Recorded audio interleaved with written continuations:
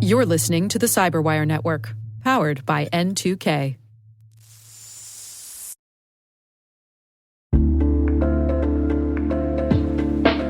Hey everybody, I want to take a few minutes here and talk about our sponsor, Splunk. You know, you need to keep operations humming around the clock, but potential disruptions are everywhere. Splunk helps you predict problems and find and fix issues fast, so you can reduce risk and ditch downtime. The world's largest enterprises rely on Splunk's unified security and observability platform to become more efficient, resilient, and innovative. With Splunk, you can react quickly, evolve faster, and be ready for anything. Stay ahead of disruptions. Learn more at splunk.com/resilience.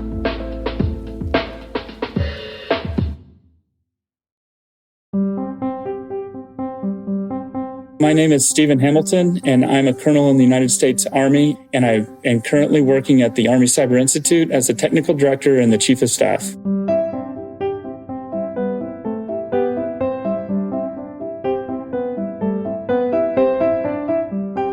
Computers have fascinated me since I was probably in the second grade. I had the VIC-20. I wrote some basic programs. I had the old Compute magazine.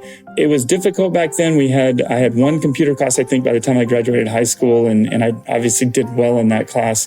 But my whole goal was to do computer science. The military became a different part, and it was mostly because I went to go to my brother's dorm at the University of Texas at Arlington, and it seemed chaotic, and I just felt like I needed more order. So I ended up applying and then coming to West Point. So that's what got me started. And then, of course, when I was at West Point, computer science was my degree of choice as soon as I hit the ground.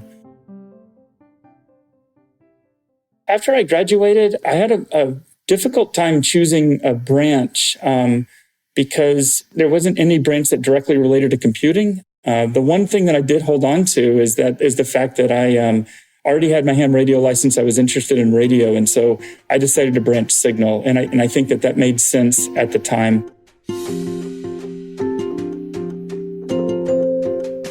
Then after that, there was this, it was kind of a funny story, but there was somebody that came to the motor pool and they said, "Hey, we heard that you're a computer scientist.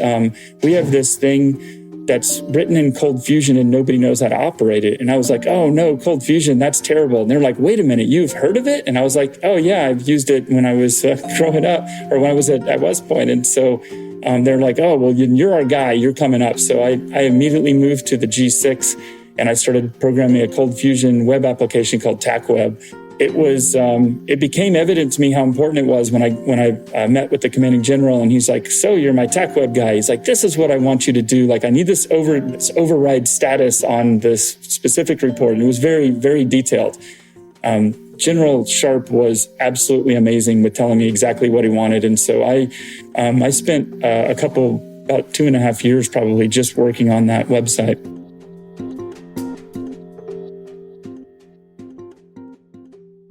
Code it first and realize what you're trying to do, understand the nuances of it, throw that code away, and then just code it again, and then you'll have that elegant solution. And I even do that with my writing as well. But I think that sometimes your brain has to just understand what's going on.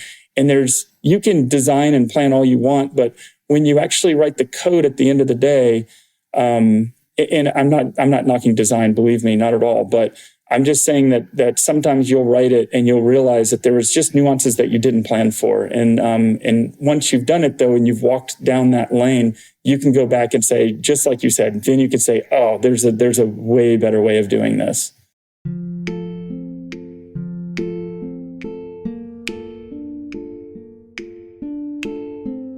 When I left Fort Stewart, I ended up working on another website for like a battalion tracking, so more of a tactical level at Fort Hood. And that was just because word of mouth in the Army happens. And I had a battalion commander who was like, "Hey, yeah, I heard you did a bunch of cool web stuff at Fort Stewart.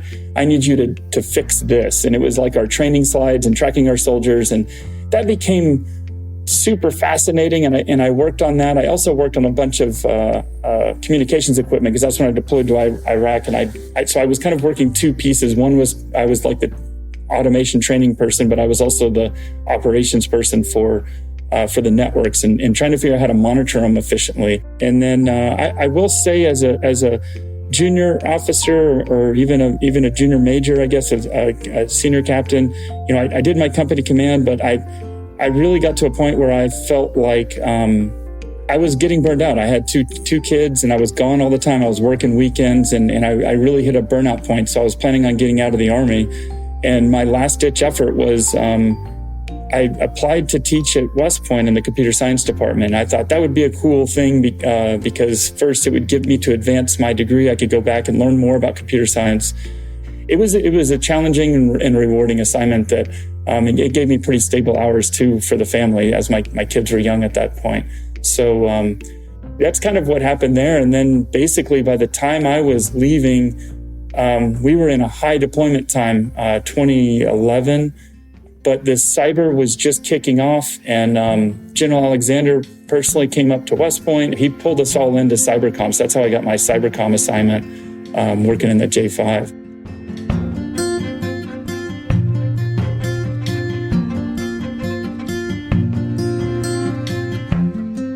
One of the things that's helped me become successful is the first thing I would do is start with why. If you just got to be flexible and you just got to be positive, and then you got to have your why. Like, do you feel like you're doing what you do? Like, is it important? Is the mission getting done? Or if you understand what the organization is trying to do, your heart should be in getting that organization there. It's not a selfish thing. It's not about you improving, but it's all about getting the organization to that next level.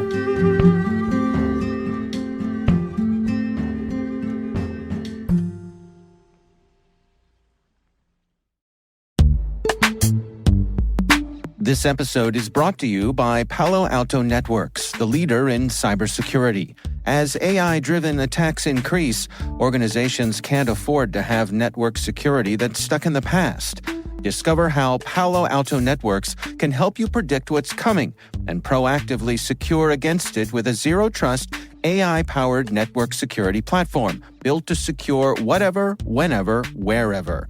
To learn more, visit paloaltonetworks.com/network security platform.